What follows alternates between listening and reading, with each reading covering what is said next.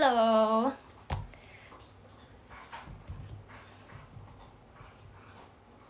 Hai. Wow. Berita the news lagi amazing banget ya sekarang. Gimana kalian? How are you guys? Kita udah masuk bulan Juni. Kayaknya bulan Mei itu adalah bulan yang sangat-sangat rough ya. Dan bahkan masuk ke bulan Juni ini juga masuk ya, penuh dengan berita-berita update-update yang gitulah, amazing. Jadi kepikiran pengen ngobrol aja sih, soalnya kayak udah lama dan gue ngerasa kayak sekarang nih newsnya lagi parah, lagi banyak banget yang bikin pusing, sampai kayak teman-teman gue atau kayak my friends yang biasanya tuh kayak cuek-cuek aja politik tuh sampai kena mental juga gitu sampai belakang itu, soalnya kan bener-bener kayak one after the other gitu. Jadi ya sempet mikir kayaknya at least untuk gue pribadi gitu ya, gue nggak tahu kayak mungkin bisa beda persepsi sama kalian atau orang lain gitu, tapi buat gue pribadi tuh kayaknya gue dan Wiwi gitu kayak kita jangan info dump dulu deh gitu. Saya kayaknya everyone's just overwhelmed. Kayaknya kita ngobrol aja lah gitu, kayak kita have fun, ngobrol santai, cause kadang kita juga kalau misalnya spend the day kayak doom scrolling terus atau kayak sosmedan terus, itu tuh bener-bener sumpek banget. Kayak gue waktu itu pernah kayak 2-3 hari yang lalu ya, bener-bener kayak gue nge-scrolling terus gue tuh jadi kayak depresi sendiri gitu. Tapi dan kayak gue kayak oke ini udah nggak bener gitu, soalnya kenapa, kayak gue stres tapi kan nggak ngubah keadaan gitu. Kayak maksudnya kita tahu ini hal-hal ini tapi kayak kita nggak bisa ngelakuin apa-apa gitu kan. Jadi itu sebenarnya kayak bisa dibilang stres yang nggak produktif gitu. Beda ceritanya kalau misalnya kita bisa ngelakuin sesuatu nih tapi kita purposefully milih untuk nutup mata, menurut gue itu kayak baru bermasalah gitu. Tapi kayak untuk kita sekarang juga menurut gue kayak staying sane, kayak jaga mental health juga penting gitu kan. Jadi gue ngerasa kayak udahlah, gue nggak mau info dump dulu, kita ngobrol-ngobrol aja. Terus juga kepikiran kayak udah lama nggak ngobrol, jadi kayak pengen say hi. Dan kadang tuh suka gimana ya, kayak nggak tahu gue pribadi juga mungkin atau kita, soalnya kayak dengan social media kita dapat information real time gitu ya, terus kita dapat update and segala macam ini, kayak kadang kita frustrasi gitu, soalnya kayak pengetahuan knowledge kita tuh nambah tapi wewenang atau kayak kita tuh bisa ngelakuin apa tuh nggak bertambah gitu. Jadi kayak we're just filled with this information, with this knowledge, but we can't do anything about it. And I think itu pasti jadi frustrasi gitu. So I think kayak there has to be a healthier way to go about this.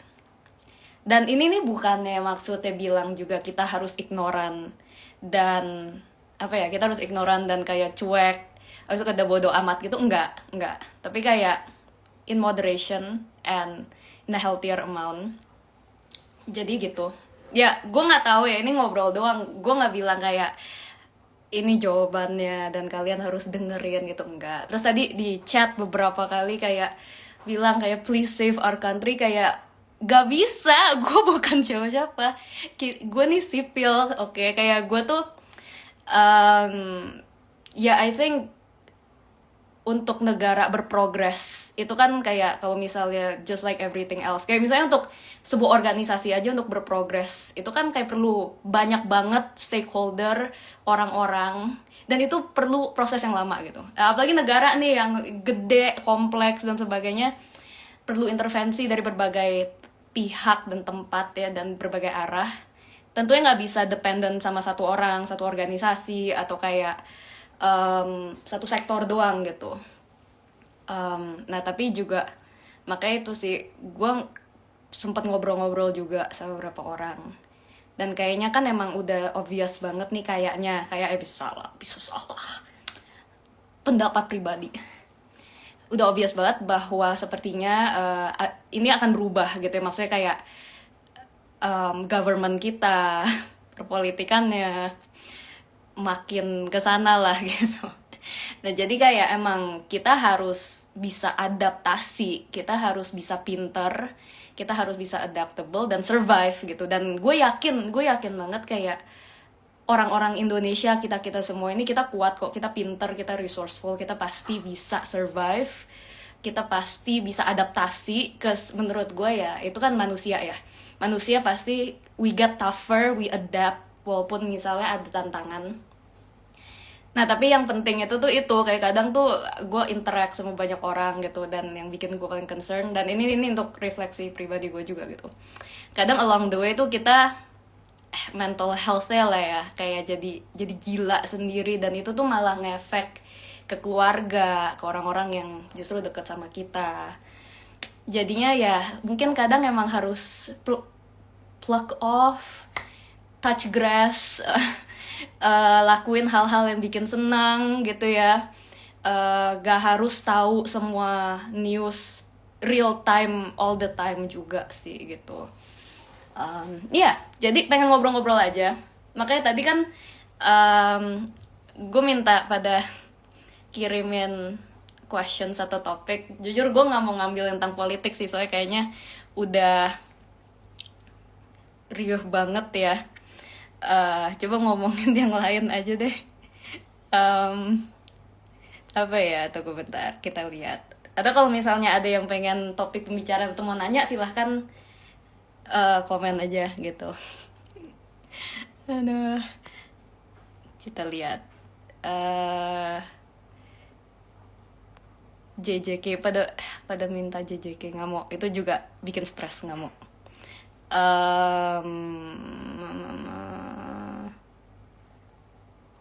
Oke, ini random banget ya. Masih ada yang nanya semester berapa. Ini maksudnya tuh masih ngira gue muda gitu ya. Ya, gue udah nggak kuliah ya guys. Saya sudah tidak kuliah. Jadi saya sudah tidak ada semester. Saya sudah lulus. Jadi sudah tidak ada semester, oke. Tadi ada yang ngomong apa? Bentar, scroll dulu. Mana sih? Tips yang tentang kriminal pada anak muda. Apa? IKN. Nggak mau politik. Liburan paling berkesan. Jujur, liburan paling berkesan tuh yang barusan aku pergiin. Jadi aku tuh sama suami aku udah nabung lama, kita pengen emang berduaan doang tuh pergi ke Jepang berdua gitu. Dan kita tuh kayak udah nabung lama lah, dan terus barusan pergi ke Jepang. Dan abis itu karena ternyata ada kayak kerjaan, jadi sebelum ke Jepang kita ke Shanghai dulu, Shanghai terus ke Jepang. Dan itu kayak untuk gue liburan yang paling memorable, bukan karena yang baru paling recent ya, tapi emang soalnya kayak bener-bener semuanya yang kita lakuin itu tuh yang kita mau. Terus abis itu kayak, dan itu tuh pas jujur aku kan lagi stres ya tentang ya drama yang barusan jadi publik dan segalanya itu gitu. Nah itu jadi perfect banget, kayak aku jadi bisa relaxing, jadi kayak timingnya tuh perfect aja gitu. Terus kan waktu itu sempat opa aku juga baru meninggal gitu ya, jadi kayak pas yang drama itu terjadi, opa aku juga meninggal gitu di saat yang bersamaan gitu. Dan itu tuh benar-benar bikin aku down dan stres banget jujur. Soalnya kan kayak ya begitulah, kayak bayangin opa aku lagi kritis terus meninggal, terus harus hadepin perpisahan itu. Jadi ya kayak itu stres banget. It was a very salah satu momen paling stressful di hidup aku lah ya. Terus ternyata kebetulan banget yang rencana kita mau ke Jepang yang kita udah nabung itu tuh kayak pas setelah itu gitu. Jadi aku kesana itu ngerasa bisa bener-bener kayak take a step back, dan ya itu memorable aja sih gitu. Jadi ya emang, dan itu aku juga belajar banyak banget jujur. Habis aku juga kan jujur kayak karena yang opa aku juga itu kadang kalau kita ke funeral atau kayak ngeliat refleksi kehidupan orang gitu tuh kayak emang jadi put things into perspective lah. Pak Tom sehat apa enggak? Hai Novi. Pak Tom Lembong ya, dia bukan om saya ya, saya tidak ada hubungannya sama Tom Lembong, oke? Okay? Coba kita liatin tadi ada beberapa yang masuk.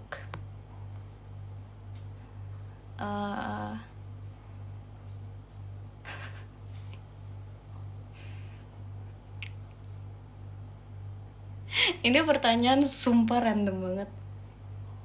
Maksudnya IKN ya? IKJ apaan? IKJ Institut Kesenian Jakarta. Ya gue nggak tahu gue juga setuju apa nggak tentang Institut Kesenian Jakarta, random banget sih. Oke, coba. What's your thought about idealism, especially for teenager? Ya, jadi aku pas tumbuh besar, pas teenager juga aku idealismenya gede banget gitu. Dan mungkin sampai sekarang masih ada idealisme yang bikin aku kadang ambil keputusan yang nggak terlalu realistis gitu mungkin ya. Tapi menurut aku gini, kita pasti punya idealisme dan kadang pas kita tumbuh dewasa itu kan ngerasa kayak oh ya nanti makin dewasa makin gak idealis gitu, soalnya kan idealisme kita nggak bisa makan idealisme kayak gitu. Nah tapi yang aku juga dulu pas tumbuh besar aku tuh ngerasa kayak aduh gila gue tuh ngehianatin diri gitu ya, gue ngehianatin idealisme gue nih, harus berubah gitu atau harus nanggalin idealisme gue, jadi sebuah kayak a form of kayak self betrayal lah gitu. Nah tapi setelah gue refleksi dan pelan-pelan kayak Mila, kadang aku nemuin bahwa sembari kita tumbuh dewasa kita mulai belajar tentang realita kan. Kita jadi belajar tentang ke realitanya dunia, kita belajar tentang limitasi diri, kita belajar tentang kita nih sebenarnya secara realistis tuh bisanya ngelakuin apa sih, dan sebenarnya apa sih yang kita mauin, kita jadi lebih kenal diri juga. Dan semakin kita update tentang realita, semakin itu nge-inform atau ngebentuk lagi idealisme kita yang mungkin ada aspek-aspek yang ternyata tuh kurang realistis lah atau yang gak bisa diwujudkan gitu. Nah, jadinya yang aku pelajarin kadang tuh dalam kita ngubah idealisme itu bukannya mengkhianati diri ya, tapi kita mendewasakan idealismenya aja gitu. Yang dimana tadi idealismenya mungkin ngawang-ngawang, tapi setelah kita makin dewasa, makin belajar tentang kehidupan, tentang diri sendiri, semakin belajar tentang dunia, jadi lebih bisa didewasain supaya jadi lebih fungsional gitu. Nah, kalau itu versi yang kayak gitu, itu seharusnya bukan proses berkhianat sama diri, tapi justru itu proses supaya kita ngasah idealisme supaya lebih realistis, supaya lebih fungsional, supaya bisa diwujudin gitu. Nah kadang justru aku juga ngerasa, dan ini mungkin pribadi aku ya, ketika aku tuh ngerasa kayak nggak mau banget nih ubah idealisme, kayak sayang banget, terus kayak kesel, kayak sedih dan gimana gitu, itu kadang tuh kayak justru kayak childishness-nya aku tuh yang nggak mau tumbuh dewasa aja gitu. Jadi kadang mungkin bukannya kita takut ngelepas idealisme, tapi kita takut ngelepas childishness kita. Kita kayak, soalnya kan tumbuh dewasa, jadi lebih dewasa itu kan kayak nggak enak. Ya kita harus menerima berapa hal dan kompromi dan sebagainya gitu. Jadi itu sih. Nah tapi gini, aku tetap walaupun idealisme anak remaja atau idealisme teenager itu tuh ngawang-ngawang, kadang nggak realistis, buat aku itu adalah bahan bakar yang penting banget untuk kita berani maju. Jadi pas aku dulu masih muda banget gitu ya, terus habis itu kayak masih idealismenya ngawang-ngawang, masih ngerasa bisa semuanya, itu justru karena aku belum paham nih dunia ternyata susah nih, realita ternyata separah ini gitu. Aku berani ngelangkah. Mungkin kalau dulu aku tahu resiko dan betapa sulitnya itu, aku nggak akan berani ngelangkah gitu. Nah jadi idealisme yang lampu yang berubah. Jadi idealisme yang mungkin kadang ngawang-ngawang atau nggak terlalu realistis, itu tuh nggak selalu jelek gitu. Menurut aku itu ada, ya itu ada role supaya kita berani ngelangkah. Dan aku bersyukur banget pas aku tumbuh besar, pas aku masih idealis dan aku pengen bergerak, bikin dampak dan sebagainya. Itu orang-orang dewasa di sekitar aku tuh gak kayak diem aja masih bocil, kayak gak jelas gitu, atau kayak udah deh, kayak lu mah masih muda nanti juga belajar gitu, kayak diremehin, bikin ngerasa kayak bersalah untuk mimpi gitu. Tapi justru orang-orang dewasa di sekitar aku tuh kayak mereka protect mimpi aku, tapi mereka nge-guide juga gitu. Dan menurut aku itu yang sehat, dan to a certain extent itu yang aku juga coba lakuin. Makanya aku paling sebel ngeliat orang-orang yang si paling realistis atau yang si paling pinter, yang kerjaannya tuh kayak ngebunuh idealisme orang atau ngata-ngatain orang yang lugu atau misalnya sinis gitu. Soalnya kayak just because you're skeptical and cynical does not make you smart gitu. Kadang kita confuse atau ngebingungin, atau kita tuh kayak confuse skepticism atau cynicism sama intellectualism, padahal kan belum tentu. Yang penting itu realistis aja, dan ya kita sama-sama butuh each other gitu. Anak muda yang masih idealis, orang yang udah lebih dewasa yang udah lebih realistis, itu kita semua harusnya bisa kerja sama and have a role yang bisa kita kolaborasiin gitu. Jadi on idealism itu sih untuk aku. Jadi yang pertama tentunya as time goes by kita harus dewasain. Tapi walaupun pas dia masih wujud lugu dan ngawang-ngawangnya, itu pun ada gunanya gitu. Dan untuk kita yang mungkin udah dapat pahitnya hidup, yang udah belajar tentang realita, yang nggak usah lah jadi orang nyebelin yang kayak ngancurin idealismenya anak-anak muda gitu. Kayak untuk apa? Dipikir keren. Gak gitu. Jadi itu tadi ada yang ngomong apa tuh, oke coba kita lihat lagi topik lain. Oh ini kalian bisa saling ngevote ya untuk questions ya.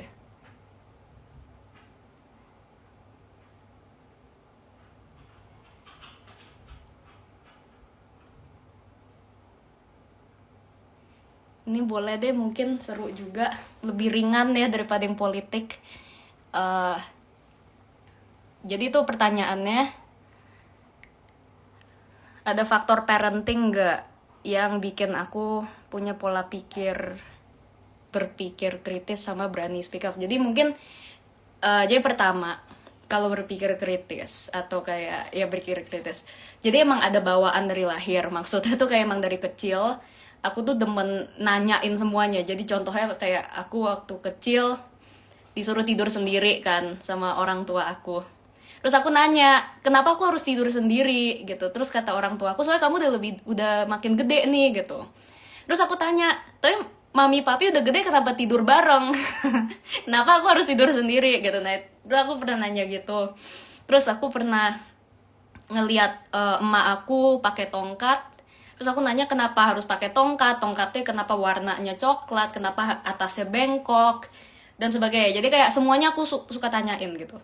Nah itu pertama, orang tua aku selalu entertain pertanyaan aku. Aku nggak pernah kayak dibilang kayak diam aja deh gitu, kayak udah nurut aja nggak usah banyak nanya. Aku nggak pernah digituin tuh. Nah jadi aku emang dari kecil demen nanya, terus di encourage untuk nanya gitu. Itu pertama. Terus yang kedua, itu emang orang tua aku tuh sangat-sangat pentingin pembelajaran lah gitu. Nah jadi setiap kali aku pulang dari sekolah, itu orang tua aku tuh, papi mami aku selalu nanyain kayak, kamu tuh belajar apa tadi di sekolah? Coba jelasin ke mami papi. Dan aku tuh jadi jelasin, aku belajar biologi, aku belajar matematika, belajar sejarah atau apa. Itu terus orang tua aku tuh nggak dengerin banget. Terus kayak, oh gitu ya, bagus kamu ngerti ya gitu. Nah jadi tuh aku kayak ngerasa, wih gila gue pinter banget nih gitu. Jadi kayak karena orang tua aku selalu ngedengerin, jadi gitu. Nah terus abis itu setiap kali aku waktu itu pernah kayak kena mental, soalnya kayak dimarahin sama guru, soalnya aku nggak bisa matematika gitu. Terus aku kayak dibego-begoin lah sama guru gitu, kayak disetrap di depan, soalnya aku nggak ngerti nih aku nggak ngerti kayak diajarin tentang matematika gitu. Aku pulang aku ngerasa bego dong, ngerasa bego, kayak sedih, galau. Terus nah orang tua aku bilang gini, "Eh, kalau kamu nggak ngerti sebuah pelajaran, itu bukan kamu yang bodoh, tapi gurunya yang nggak pintar ngajar. Soalnya mami papi tahu kamu tuh pasti pintar gitu." Dan itu tuh bener-bener kayak ngebentuk aku banget gitu, yang dimana akhirnya tuh mau guru aku ngatain aku bodoh atau kayak aku dapat nilai jelek, aku tuh selalu mikir kayak, oh ini bukan salah aku gitu, kayak gurunya aja yang nggak pinter ngajarin. Mungkin itu kayak apa ya, nggak tahu entirely accurate atau enggak, tapi pemandangan itu tuh bener-bener nempel banget ke aku. Jadi aku tuh ngerasa confident dan demen belajar gitu. Nah mungkin sampai sekarang juga aku selalu ngebawa kepercayaan itu. Makanya tiap kali kalau misalnya aku ngejelasin sesuatu ke orang, terus orang yang nggak ngerti, itu aku nggak pernah nganggep itu orang yang bodoh gitu, jarang banget lah. Kayak tapi first instinct aku tuh mikir kayak, oke, gue nih ngejelasinnya belum jelas nih, gue harus lebih ngejelasinnya gimana ya supaya gitu. Soalnya aku selalu pikir tuh kita semua kan lahir nggak tahu apa-apa, jadi kita semua harus belajar dong. Nggak ada orang yang lahir udah tahu segalanya langsung pinter gitu ya nggak. Nah jadi kan emang tugas yang guru itu untuk mengajari. Jadi kalau misalnya murid belum ngerti, ya itu wajar, orang dia emang belum paham kok gitu. Nah justru tugas guru yang harus jago ngajarin supaya bisa ngajarin. Nah itu jadi karena hal-hal itu, aku tuh jadi kayak confident. Aku selalu demen belajar, aku nggak pernah ngerasa malu kalau misalnya aku belum paham, aku nggak takut nanya. Dapat nilai jelek, aku ngerasa bukan karena aku bodoh, belum ngerti aja gitu. Nah terus tapi juga tentunya kayak aku juga demen belajar gitu. Terus soalnya aku selalu ngerasa setiap aku belajar sesuatu tuh aku bisa ngelihat dunia lebih make sense aja gitu. Jadi kayak aku kan ngelihat dunia mungkin karena banyak pertanyaan, aku jadi kayak wondering kayak ini kenapa begini ya, ini kok ini begini. Nah tiap kali aku belajar, mau baik itu tentang seni, baik itu tentang sejarah atau apa aja gitu, aku jadi kayak seneng aja, kayak oh bisa ngerti dunia lebih paham nih gitu. Kayak waktu itu aku pernah belajar tentang matematika ya, tentang function, kalau kalian tahu yang fx gitu, algebra lah ya. Nah terus aku tuh gini, jadi aku kan dari dulu demen nonton series. Aku tuh akhirnya bikin function matematika algebra untuk ngitung aku tuh perlu berapa hari untuk nyelesain series ini gitu. Terus aku bikin. Nah itu tuh jadi seru banget, aku jadi suka tuh belajarin matematika. Saya kayak anjir gila, gue bisa bikin function untuk gue bisa planning nih. Gue ternyata kalau minus tidur sama ini kayak ada berapa jam sehari, di minusin waktu untuk kerjain homework PR, aku bisa selesain ini seri dalam dalam X hari segini gitu. Nah terus jadinya setelah hari itu aku udah bisa kayak mulai series baru lagi dan sebagainya gitu. Nah jadi emang demen lah. Jadi emang ada bawaannya. Terus habis itu apa lagi ya? Aku juga orangnya rada perfeksionis. Jadinya kayak aku gregetan kalau pas sekolah tuh, kayak aku gregetan tiap kali kalau misalnya aku dapet nilainya nggak bagus atau nggak perfect bla bla bla gitu tuh, aku pasti kayak kejar-kejar guru aku sampai kayak aku pengen tahu kenapa. Nah tapi ya udah pokoknya semua hal itu tapi aku akuin sangat-sangat terbentuk karena orang tua aku itu ya, yang di rumah mereka selalu mau dengerin aku, selalu ngajak aku ngomong kayak aku orang dewasa, gak pernah suruh aku diem kalau aku nanya-nanya, di encourage malah. Dan yang itu yang mereka bilang, kalau aku di sekolah nggak ngerti atau dapat nilai jelek, itu bukan karena aku bodoh, tapi karena gurunya belum pinter ngajar aja gitu. Jadi itu nempel banget di aku, dan aku jadi asosiasiin belajar sama sesuatu yang nyenengin dan emang berguna banget gitu. Nah terus aku juga tentunya tapi secara sendirinya juga aku demen baca. Terus aku juga kayak akhirnya nemu kayak joy in reading, kayak pas aku baca tuh aku ngerasa kayak belajar sesuatu yang baru, terus kayak emang enjoy aja sih prosesnya. Jadi apa ya, lebih untuk aku sih faktornya mungkin yang paling nge-shape aku itu. Nah terus kalau mungkin berani speak up, jadi menurut aku tuh aku nggak berani speak up gitu, aku normal-normal aja. Jadi mungkin sedikit konteks, aku kan tumbuh besar sekolah di sekolah internasional gitu ya, yang kurikulum internasional. Nah di situ itu tuh debat sama guru tentang pelajaran ya, terus nanya, terus abis itu public speaking, itu tuh normal sekali, normal banget. Jadi kayak bener-bener hubungan antara murid dan guru tuh udah malah kayak temen diskusi gitu. Nah jadinya soal speaking up atau mengemukakan pendapat itu tuh normal. Jadi aku nih kayak gini sama di circle aku tuh sangat normal gitu. Dan itu tuh baru aku paham bahwa oh ternyata banyak di sekolah-sekolah bahkan universitas di Indonesia tuh ternyata sama sekali nggak kayak gitu.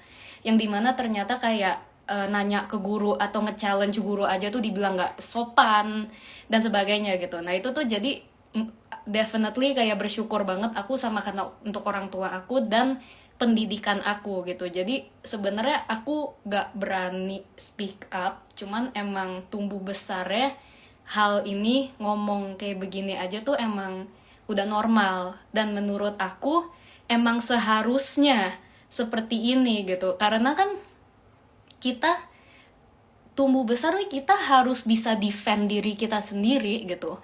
Kita kalau enggak tuh nggak akan ada orang yang akan belain kita terus gitu. Kita harus bisa ngebela diri kita sendiri. Kita harus bisa menjelaskan pemikiran kita sampai orang paham. Kalau nggak, orang nggak akan ngerti kita gitu kan. Nah jadi kayak teknik komunikasi, debat, bisa diskusi tanpa triggered atau tanpa emosional, paham diri dan sebagainya, itu tuh harus dilatih karena itu adalah skill yang penting banget gitu. Dan aku sih, menurut aku bersyukur banget karena ada social media, kita kan akhirnya bisa ada platform ya untuk kayak latihan, dan kita bisa ngelihat juga kultur-kultur lain dan sebagainya. Jadi ya gitu sih, kayaknya itu, dan itu menarik banget. Tapi aku ngelihat kayaknya aku suka ngomong ke daerah atau misalnya di acara-acara gitu ya, dan aku suka ngelihat kayak anak-anak orang-orang muda ya, kalau ditanya siapa yang punya pertanyaan tuh kayak pada angkat tangannya cepet banget, dan kayak nanya juga sangat confident. Jadi aku sih sangat-sangat senang, menurut aku udah ada improvement nih, dan ya kita harus terus dorong gitu, apa ya, kemampuan kita semua untuk bisa pertama mengemukakan pendapat, mengemukakan pendapat dengan baik, karena this is the only way orang akan ngerti kita. Kalau kita nggak bisa mengungkapin pendapat kita dengan baik, orang nggak akan bisa ngerti kita, dan kita akan selamanya galau, ngerasa nggak ada yang ngertiin saya nih gitu kan. Nah terus habis itu kita juga harus bisa berdiskusi, berdialog dengan sehat gitu, yang dimana kita diskusin ide, gagasan tanpa baper. Nah ini perlu latihan. Tapi itu penting banget, soalnya kita di dunia ini akan ada banyak perdebatan, dialog, dimana kita harus bisa defend diri kita gitu, dengan rasional lah. Jadi gitu, mari kita lihat ada apa lagi ya.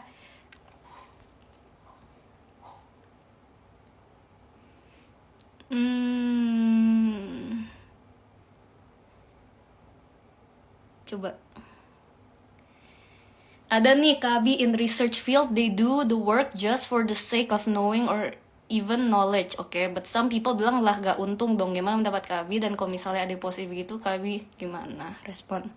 Oke, ini menarik. Jadi aku pernah diskusi sama teman aku yang di STEM, yang dia bilang, katanya dia ada baca sebuah buku yang bilang bahwa negara yang nge-value ilmu pengetahuan murni yang cuman untuk cari knowledge tanpa harus ada embel-embel bisnis atau ngeraup keuntungan, itu tuh adalah indikator yang baik bahwa negara itu tuh nge-value science gitu, nge-value pengetahuan lah. Dan aku setuju, dan aku juga setuju bahwa pengetahuan itu tuh seharusnya ada value-nya in itself, ada value-nya juga untuk memanusiakan manusia, untuk supaya kita bisa secara personal lebih paham dunia ini dan sebagainya gitu ya. Jadi kayak value-value yang lebih intrinsik dibanding untuk mencari uang atau untuk develop negara, untuk naikin GDP dan sebagainya. Itu aku setuju. Tapi, nah ini ada tapi yang besar untuk aku nih ya. Tapi kita harus ngelihat konteks negara juga menurut aku. Dan lagi-lagi ini pendapat pribadi jadi bisa salah karena aku bukan expert, tapi kalau dari pemikiran aku, hal-hal yang kayak tadi tuh, yang oh ya negara harus bisa apa ya, ada respect atau kayak value pengetahuan just for the sake of pengetahuan dan harus bisa value itu mudah banget untuk dibilang ketika negaranya udah kaya. Tapi ketika negaranya masih berkembang dan masih sangat-sangat desperately butuh untuk menaikkan apa ya, pemasukan, untuk develop, kayak misalnya negara Indonesia nih yang masih harus berkembang, itu tuh aku setuju bahwa harus ada level prioritas atau harus ada ya level prioritas sih mungkin, yang dimana mungkin emang tetap ada value-nya, kayak knowledge for the sake of knowledge itu pasti terus ada value-nya. Tapi kita ngelihat sumber daya kita dan kita ngelihat waktu, kita ngelihat kebutuhan, ini kita perlu diprioritasin yang mana dulu nih gitu. Jadi bisa jadi mungkin karena Indonesia, dalam konteks Indonesia nih, pertama funding untuk riset itu tuh sangat terbatas. Terus habis itu kebutuhan kita untuk kayak develop tuh masih sangat-sangat butuh, dan untuk develop kita sangat-sangat butuh riset, science, math, teknologi gitu ya. Jadi menurut aku juga nggak bisa disalahin ketika ada pemikiran ya kita harus prioritasin riset-riset, research field yang menghasilkan, yang bisa ada direct benefit atau direct application-nya. Karena emang kita lagi butuh banget nih gitu. Nah tapi beda cerita kalau misalnya nanti semoga amin Indonesia nanti udah maju, udah lebih enak, terus kita bisa lebih punya banyak funding untuk riset dan sebagainya, dan ekosistemnya udah lebih jadi, itu pasti kayak value-nya pun bisa nge-shift gitu. Nah jadi lebih ada kayak ya idealnya emang bener harusnya bisa ada value in the sake of just knowing, tapi juga ada realistic constraint-nya juga yang aku lihat, dimana dengan keadaan negara mungkin ada level prioritasnya itu. Jadi itu sih pendapat aku. Hihi, tadi ada yang komen apa ya? Nah ini oke, kita next apa nih? Waduh, yang paling upvotednya sangat politis ya.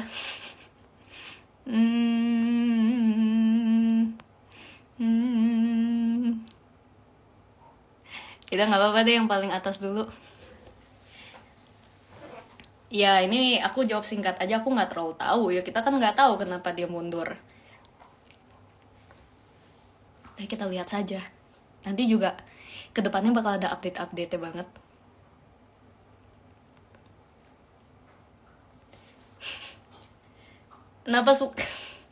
Kenapa suka JJK?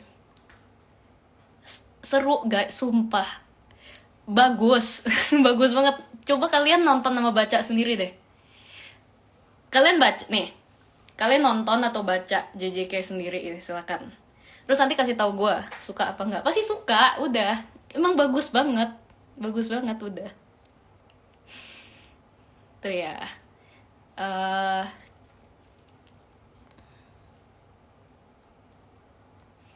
Apa ya, kita lihat dulu.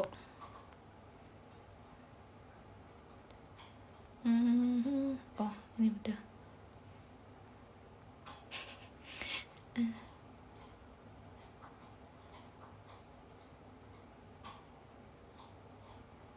Oke, ini mungkin nyambung sama yang tadi ya.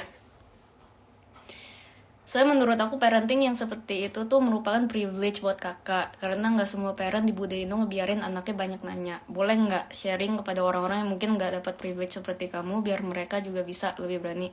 Oh iya, jadi tadi kan udah aku sharing gitu ya, dan benar itu. Jadi menurut aku salah satu privilege yang paling besar yang aku punya ini tuh karena orang tua aku sangat progresif ya dalam mereka ngelihat pendidikan sama mereka tuh harmonis gitu.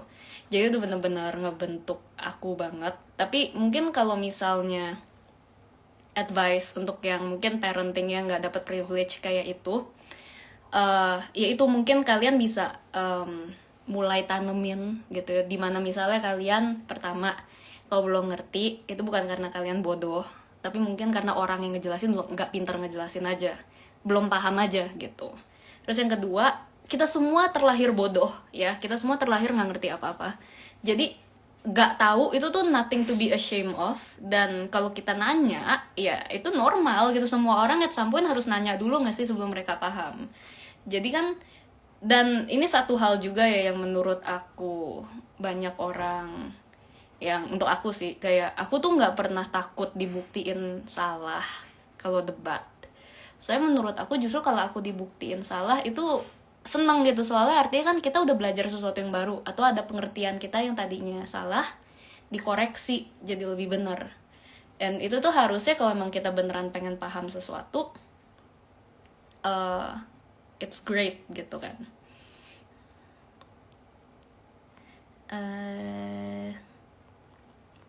Apa ya, life after marriage menarik ya. Jadi untuk yang belum tahu, saya sudah menikah. Tapi gini, jadi ini real talk aja ya. Sebelum gue nikah, itu gue jadi pacaran kayak sekitar 7 tahun. Jadi gue tuh pacaran kayak sekitar 7 tahun gitu.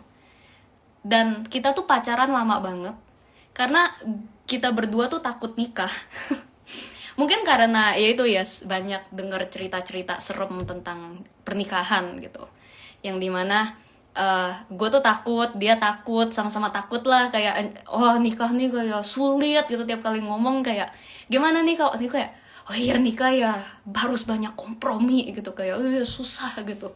Jadi kayak yang dengerannya kayak yang susah-susah terus nih gitu, kayak kenapa orang mau nikah gitu ya. Soalnya kan serem-serem semua nih ceritanya gitu. Jadi kita takut, padahal aku sama dia tuh kayak akur-akur aja dan biasa aja. Tapi kayak kita selalu mikir apa, orang kan suka bilang gini, abis nikah nanti biasanya pasangannya berubah gitu atau apa. Jadi kayak kita takut sendiri kan. Terus yaudah, tapi at some point kita kayak waktu itu jadi waktu itu COVID. Jadi waktu itu COVID yang lagi gelombang Delta. Nah itu tuh kita mikir gini, wah ini kesempatan banget nih, bisa nikah kecil, nggak ngundang orang banyak. Jadinya akhirnya kayak kita kayak yaudah deh kita nikah sekarang. Jadi ya ada unsur kita ngambil kesempatan dalam kesempitan dimana kita bisa nikah kecil gitu ya. Akhirnya kita putusin udah, kita udah siap juga bla bla bla nikah gitu. Dan surprisingly setelah aku sama suami aku nikah, itu emang awal-awalnya ada adjustment. Tapi adjustment itu lebih kayak apa ya, habit gitu, yang dimana kayak oh ritme si cowok aku tuh bangun jam segini, aku jam segini, kita jadi makannya gimana nih apa sih, jadi lebih ke ritme. Terus kayak kita juga diskusi pembagian tugas gitu ya. Itu juga kadang nanti kayak oh ya kayak kesehariannya kamu tuh kayak gini, keseharian aku kayak gini, paling make sense siapa yang nanganin ini, siapa yang nanganin ini gitu dan sebagainya lah. Nah itu ada adjustment tentunya. Tapi selain itu tuh kayak bener-bener cuman ada roommate aja. Dan aku tuh ngerasa setelah nikah justru hidup aku tuh lebih seru dan chill gitu dibanding pas pacaran. Soalnya kita bisa travel bareng, kita bisa kayak ya hangout bareng dan sebagainya gitu. Jadi kayak lebih chill aja. Nah tapi aku sadar bahwa ini nih karena emang kita tuh ternyata emang udah cocok banget. Terus aku sama suami aku tuh emang kita pas pacaran, karena pacarannya lama ya, jadi kita tuh udah sempet kayak yang berantemnya parah-parahnya banget tuh udah sempet pas pacaran. Dan karena emang kita pas pacaran udah tahu nih kayaknya aku pengen serius gitu ya, jadi kita emang nggak pernah kepikiran untuk putus gitu. Dan ternyata Dan itu kayak berantemnya udah sempet intens banget, ada kayak perselisihan pendapat dan sebagainya. Tapi kita udah beresin semuanya pas pacaran gitu. Jadinya pas kita nikah, karena udah banyak poin-poin penting, pembahasan-pembahasan krusial yang udah kita omongin, itu jadi kayak pas nikah tuh udah ketahuan semua gitu. Dan jadinya sebenarnya aku selalu ngomong gitu sama suami aku, tahu gini nikah lebih awal. Soalnya ternyata seru banget. Seru banget gitu ya, kayak kita bisa nonton Netflix sampai tengah malam bareng.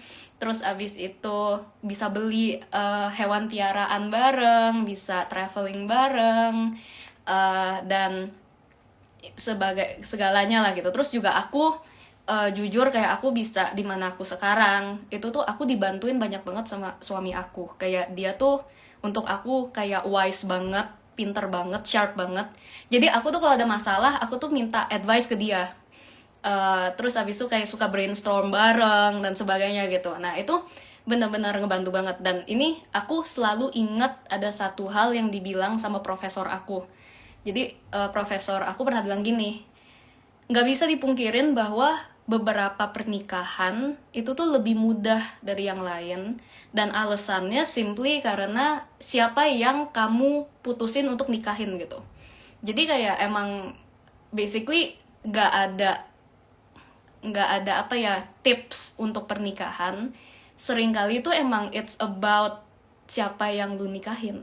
Soalnya gue yakin banget kayak kalau gue nikahin orang lain, gue tahu banget gak akan semudah ini gitu. Atau kalau misalnya gue nikahin orang lain, pasti gue nggak bisa sebahagia ini atau kayak secil ini, tetap bisa berkarya dan sebagainya gitu.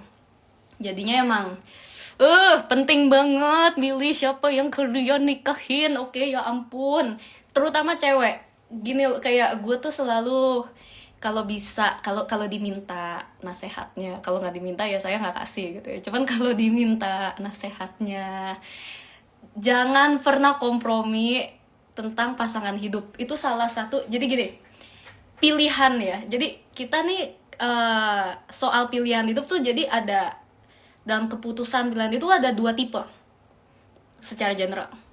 Yang pertama itu tuh yang bisa di reverse atau yang bisa di undo. Kalau misalnya di file komputer tuh bisa diklik undo gitu, jadi nggak jadi gitu kan, bisa di undoin lah gitu. Ada yang nggak bisa di undo gitu, aku bilangnya irreversible. Jadi maksudnya sekali kalian putusin, udah kalian harus stuck di sini gitu.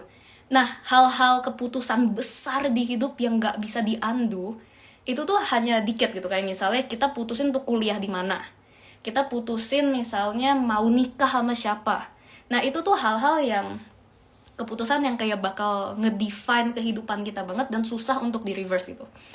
Nah makanya jadi untuk keputusan-keputusan yang irreversible, yang gak bisa di undo, jangan pernah settle.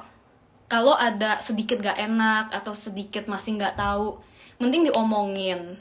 Daripada gila sih, gue tuh ngeliat banyak banget yang kalau nikah sama orang yang salah tuh serem banget. Jadi ya itu. Soalnya gini kayak kalau nikah sama orang yang salah tuh serem banget, tapi kalau nikah sama yang bener tuh seru banget gitu. Jadi bener-bener ini nih harus dipikirin banget deh gitu. Terutama kalau cewek ya. Soalnya menurut gue emang mau nggak mau kalau misalnya stuck sama orang yang salah itu tuh yang lebih rugi banyak cewek gitu. Jadi hati-hati dah, jangan kompromi. Saya dengar cerita horor banyak sekali guys, jangan ya. Oke, kita lihat lagi.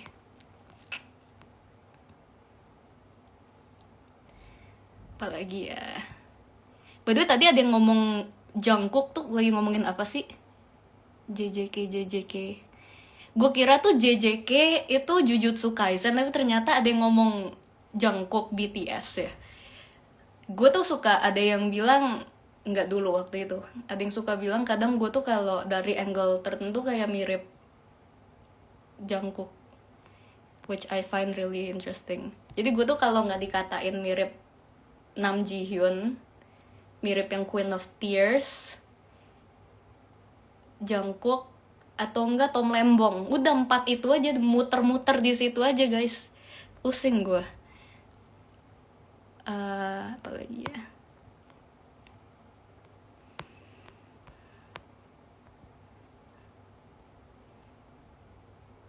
Is there any yang spoiler JCG juga nggak akan gue jawab. Ini. Iya, jadi Wiwi ntar bakal ada meet up nih, meet up gede-gedean. Jadi pantau terus aja ya akunnya Wiwi. Coba bentar, gue baca komen deh Kak, gimana cara kita meyakinkan diri sendiri kalau kita... Bentar, oke. Kak, gimana cara kita meyakinkan diri sendiri kalau emang pasangan kita itu cocok sama kita dan tanpa minta pendapat orang? Jadi menurut aku gini, kita tuh pertama harus kenal diri dulu. Jadi kamu tuh kalau mau nyari pasangan, menurut aku step pertama itu harus kenal diri dulu. Jadi kamu harus kenal kamu tuh value apa, yang penting banget tuh kamu, yang non-negotiable. Jadi kamu tuh kayak value apa yang kamu pegang erat atau yang sama bener-bener kamu nggak bisa kompromi lah gitu. Kayak misalnya misalnya kamu nggak bisa banget sama orang rokok gitu, misalnya, nggak tahu. Atau misalnya kalau aku harus banget punya pasangan yang bisa diajak ngobrol tentang topik yang sangat luas gitu, dan yang bisa jadi teman ngasah pemikiran. Itu aku harus banget, gak bisa yang kayak kalau diajak ngomongin isu sosial kayak gitu, yang gitu doang, nggak bisa banget. Atau yang kalau misalnya gue ajakin ngomong filosofi cuman kayak gitu, atau kayak aduh ngomongnya pusing banget sih, udahlah ngomong yang gosip-gosip aja, nggak bisa tuh, gue nggak bisa. Dan jadi kita harus listin dulu nih hal-hal yang pasti untuk kita gitu. Dan ini nih hal yang non-negotiable, yang soal value ya menurut gue. Nah itu tuh di-listin dulu aja menurut gue. Dan itu kita harus kenal diri kita nih. Dan ini termasuk ini ya, kayak gimana nanti keuangan, gimana pendapatnya tentang anak, gimana nanti kalau misalnya mau punya anak, cara ngasuh anak tuh kayak gimana, pendapatnya tentang agama, kadang mungkin political leaning, terus habis itu mungkin beberapa view-nya dia misalnya tentang kesetaraan gender mungkin, atau view dia tentang cewek tuh kalau kerja itu gimana, cara ngurus rumah tangga itu tanggung jawab siapa, cara bagi tugasnya tuh gimana. Nah itu tuh jadi hal-hal kayak gitu tuh kamu harus tahu dulu kamu pinginnya kayak apa, dan kamu pengen pasangan yang kayak apa gitu.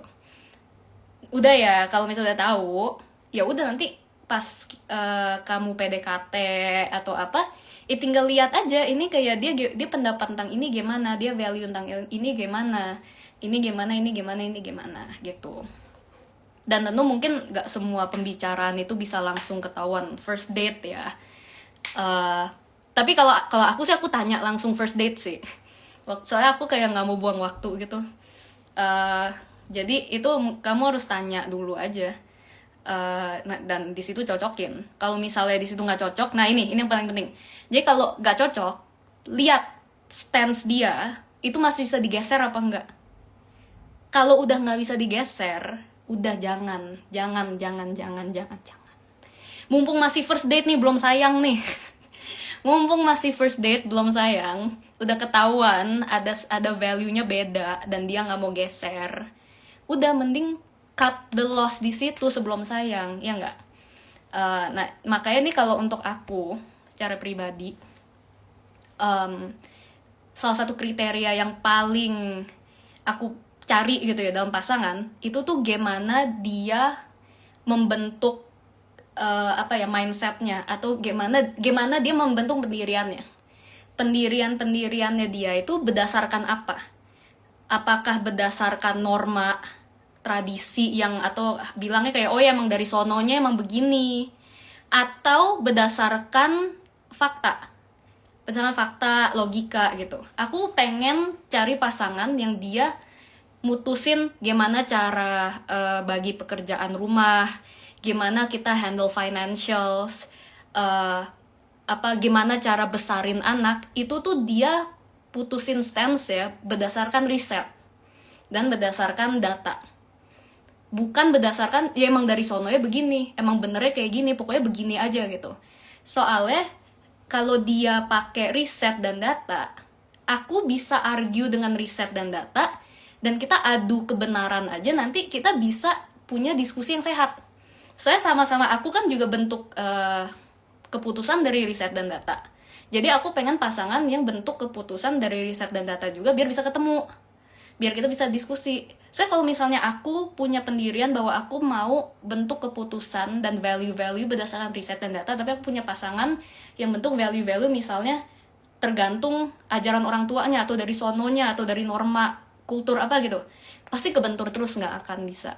Jadinya aku, salah satu itu aku pengen lihat nih, aku pas pacaran aku ngetes, makanya aku suka ngajak dia ngomong tentang isu sosial, aku suka debat, dan beberapa kali yang sama suami aku gitu ya, kita debat dari misalnya kayak cara nge-value brand perusahaan gimana caranya, apa pendapat kita misalnya tentang feminisme, atau misalnya apa pendapat kita tentang agama gitu. Dan itu kita selalu kayak omongin banyak hal. Terus aku ngeliat gitu, dia bikin argumen itu dari mana, dan kalau aku buktiin dia salah, dia bisa nerima nggak. Dan itu salah satu hal yang bikin aku yakin gitu ya, aku mau sama ini orang, karena itu dia kalau misalnya emang evidence-nya udah jelas dan dia terbukti salah, dia selalu mau nerima kesalahan, nggak ada ego-egoan atau jaim-jaiman di situ. Dan ketika aku bilang coba deh lu baca buku ini, dia beneran baca, dan dia baca dan dia paham gitu. Jadi itu aku suka banget, dan itu untuk aku penting sekali gitu ya. Tapi itu ya tentunya kan relatif, karena hal itu penting untuk aku. Dan kalian harus tahu nih, yang untuk kalian penting apa gitu. Jadi ya mungkin itu caranya. Jadi kayak biro jodoh gue. Boleh juga ya. Tadi ada yang ngomong apa sih? Ntar lagi scroll up. Lebih males kalau ketemu cowok yang ngotot sama opini dia dan gak mau denger opini orang lain. Ya aku sih sama semua orang yang ngotot gak mau denger opini orang lain males ya. Kayak malesin banget, mau jadi teman, mau jadi pacar segala, males sih. Soalnya gini, kayak kenapa ada orang yang bisa ego nganggep dia gak bisa salah? Untuk gua itu absurd. Soalnya gini, nih ya, ilmuwan itu tiap hari nemuin hal yang baru.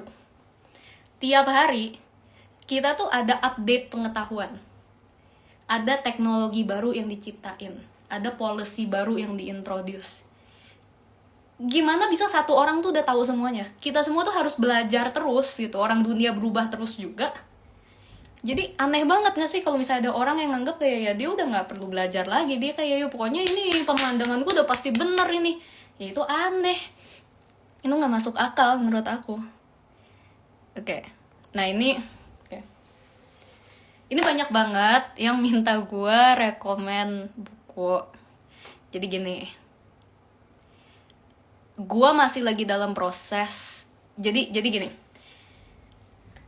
gue ngerasa gue ngalamin perubahan paradigma yang sangat drastis beberapa tahun ini, yang dimana artinya buku yang dulunya aku rekomen dan menurut aku bagus, sekarang udah aku nggak anggap bagus lagi gitu, banyak.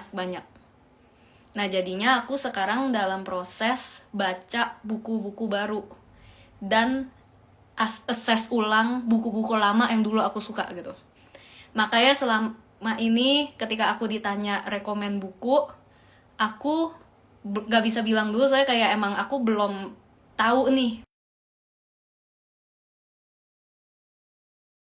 Mengkaji ulang lah gitu ya, menurut aku definisi buku bagus tuh apa sih. Jadi mungkin tunggu nanti semakin lama, nanti kalau misalnya udah ada beberapa buku yang aku yakin ini bagus, aku share ya.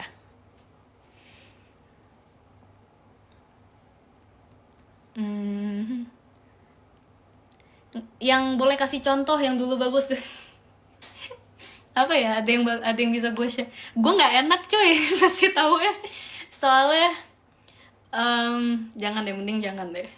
Nanti kalau misalnya gue kasih tahu ketahuan dong gue perubahan paradigmanya di mana. Jangan, nggak enak. Oke. Life after college, passion, life purpose. Ini itu banget ya. Dalam banget ya. Apa ya? Wah, ini kayaknya nanti deh. Gue kayak belum ada energi untuk bahas ini nih. Nguras energi sekali nih. Lain kali ya, lain kali. Ntar gue baca komen dulu.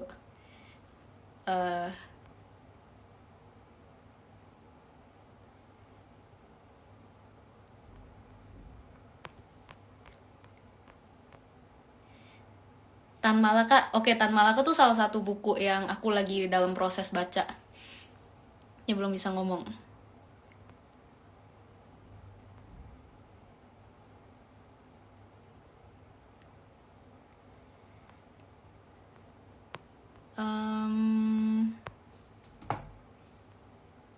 Oh, ini menarik. Apakah dalam hidup harus terus ada peningkatan? Nah, ini interesting ya. Jadi, menurut aku sih tergantung peningkatannya dalam dalam sektor apa. Tapi sih aku ngeliatnya ya tentunya goal terbesar atau goal terpenting di hidup aku itu supaya terus grow kan. Jadi aku tuh mungkin bisa bilang goalnya nggak ada yang kayak aku bisa bilang aku pengen jadi orang yang begini gitu, atau aku pengen punya duit segini, atau aku pengen punya pencapaian A atau B gitu. Tapi aku pengen kehidupannya tuh selalu ada peningkatan. Soalnya kan kita pengen dong semuanya terus ada pembelajaran baru, terus habis itu ada keberhasilan baru dan sebagainya. Jadi menurut aku justru lebih sehat kalau kita taruh goal itu sebagai ya setiap hari ada progres gitu, baik itu dalam hal kecil ataupun bisa besar. Oke, coba kalian kalau misalnya tadi kan aku ngambil yang dari box terus nih.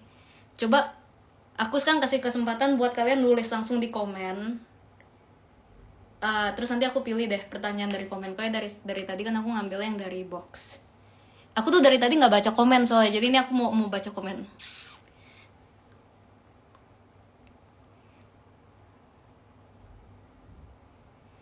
Oh, by the way, aku kayaknya nggak bisa nge-save live-nya. Nggak tahu sih, aku nggak pernah save live. Tapi nggak tahu, nanti pikirin. Mungkin, nggak tahu. Jadi kalau ada yang mau nanya, silahkan nanya dulu. Gue tungguin.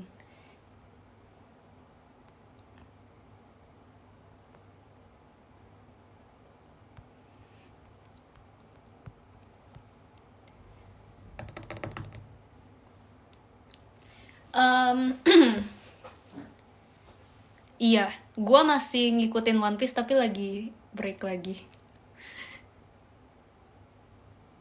Bagaimana cara tahap-tahap konten kreator pemula agar bisa berdampak dan besar? Pertama, kalian decide dulu nih goalnya apa sebagai content creator. Goalnya apa? Terus habis yang kedua, target market kalian siapa? Tentuin secara spesifik. Terus yang ketiga, itu konten kayak apa yang kalian bisa lakuin. Nah, dari situ coba atur strategi dan eksperimen yang banyak aja sih. Gitu. My philosophy about life apa ya? Pokoknya filosofi aku tentang life itu mungkin harus lebih spesifik. Aku udah bingung jawabnya gimana itu. Oke. Kenapa Wiwi berhenti kerja mating policy? Itu kalian bisa baca di public statementnya Wiwi aja sih.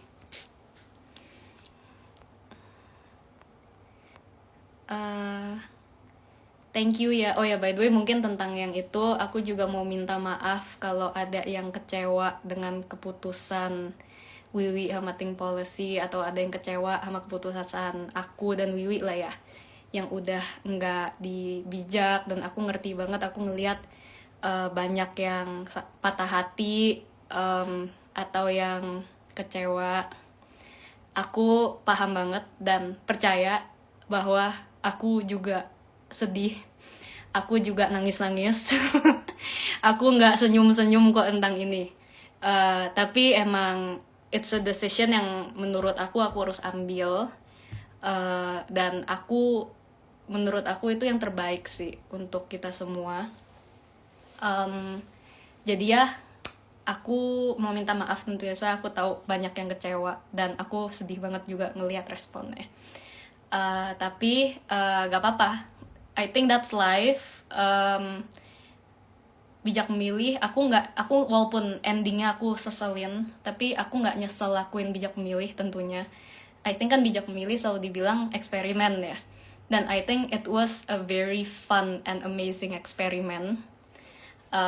Jadinya I'm glad it happened. Dan nggak apa-apa, it happens. Adults disagree, part ways, nggak apa-apa, it happens. Dan itu kan bagian dari proses. Dan yang penting kita semua semakin dewasa. Dan aku berterima kasih banyak banget juga sama kalian yang udah DM aku. Waktu itu aku ke event sampai ada yang ngasih makanan. Terus aku juga terima kasih banget banyak yang kasih komen encouraging, dan udah ngikutin perjalanannya segala itu. Jadi really means a lot. Aku jujur gak pernah mimpi atau ngebayangin bakal bisa dikenal sama kalian atau ada di posisi ini. Jadi ya menarik aja ya, hidup tuh kadang unexpected. Dan kita lihat aja nanti ke depannya kayak gimana.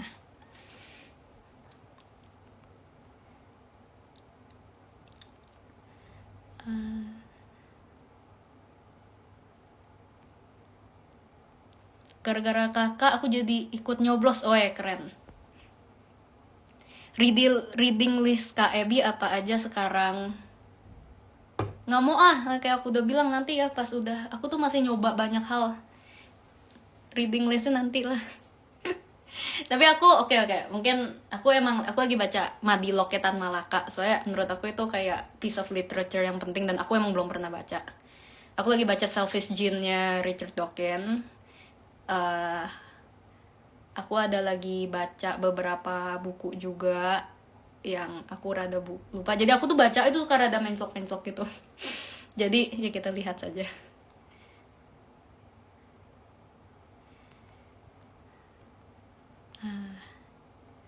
Tom Lembong saya nggak tahu. Tanya Tom Lembong sendiri, saya nggak kenal Tom Lembong.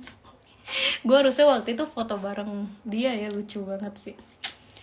Apa lagi ya? Ada pertanyaan lagi nggak? Mungkin kayak bentar lagi kita sudahan lah ya, udah lama ini ngoceh ya. Gini, gue tuh kepikiran. Jadi ini gue nanya, ini jujur ya, jujur kalian. Gue kepikiran nanti kalau misalnya gue udah ada reading buku-buku yang gue yakin nih, gue ngerasa confident bisa rekomend gitu, ini bagus. Gue bikin video YouTube book recommendation aja kali, jadi gue share di YouTube gitu. Gue juga kayak kepikiran pengen ngidupin YouTube pribadi gue sih, tapi kayak gue pengen bikin videonya tuh yang ngomong gini aja, yang nggak perlu banyak ngedit tentang topik-topik gak jelas gitu. Let me know what you think. Menurut kalian tuh ide yang bagus, dan kalau misalnya itu ide yang bagus, kayak topik macam apa yang mungkin kalian pengen denger gitu. Bikin kali ya, iseng aja, tapi gue nggak mau seriusin yang kayak dengan edit wow gitu. Pengen yang kayak video ini aja ceplok gitu.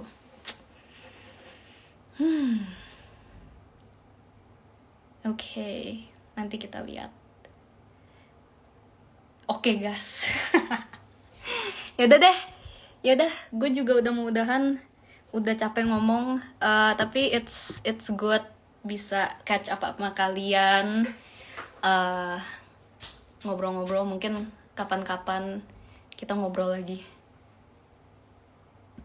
Oke deh, bye bye.